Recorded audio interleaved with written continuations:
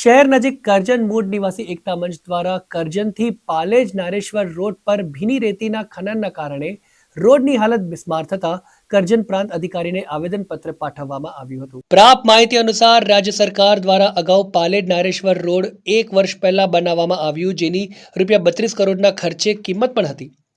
જ્યારે પાલેજ નારેશ્વર રોડ ઉપર મોટા પ્રમાણમાં ભીની રેતી ભરીને ડમ્પરો ફરે છે, જેના કારણે નારેશ્વર પાલેજ રોડ એક બાજુની હાલત બિસ્માર બની હોય અને રોડ પર પાણી પડવાના કારણે નાના વાહન ચાલકો જેવા કે મોટરસાયકલ હોય તો પછી રિક્ષા, 4 વ્હીલર જેવી ગાડીઓ ચલાવવી મુશ્કેલી બનતી હોય છે। જ્યારે અનેકવાર રસ્તો ભીનો હોવાથી કેટલાક બાઇક સવારો બાઇક લઈને સ્લીપ થઈ જતા હોય છે અને તેઓને નાની મોટી ઈજાઓ પણ થાય છે।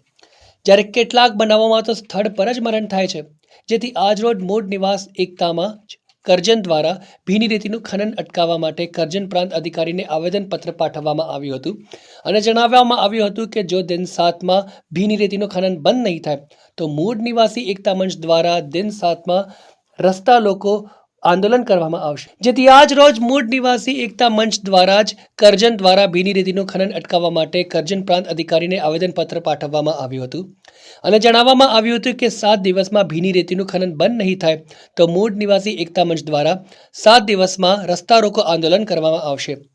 કાર્યક્રમમાં મૂળ નિવાસી એકતા મંચના અધ્યક્ષ મિનીશ પરમાર સહિત કાર્યકરો હાજર રહ્યા હતા।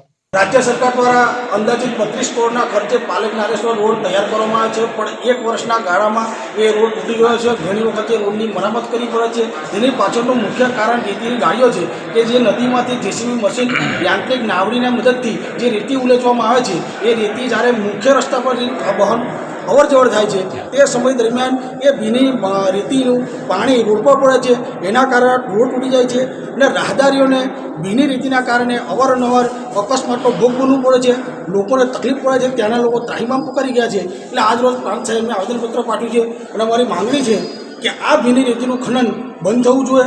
રેતીના વ્યવસાય સાથે જોડાયેલા લોકો સાથે એમનો કોઈ વાંધો વિરોધ નથી, એ એમનો વ્યવસાય કરે, પરંતુ રાહદારીને લોકોને નુકસાન પહોંચાડવાની પ્રવૃત્તિ બંધ કરે એવી અમારી આજે રજૂઆત છે। અને જો દિન 7માં નહીં થાય તો પાલેજ નારેશ્વર રોડ ચક્કાજામ અમે કરીશું।